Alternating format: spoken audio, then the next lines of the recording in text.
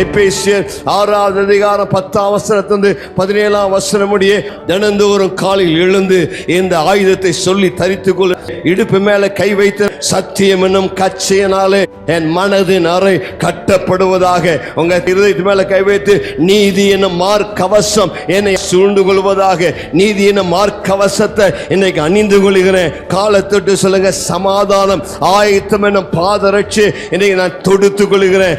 தலை மேல கை வைத்து சொல்லுங்க, ரட்சணியும் தலைச்சீராவை இன்னைக்கு நான் அணிந்து கொள்கிறேன்.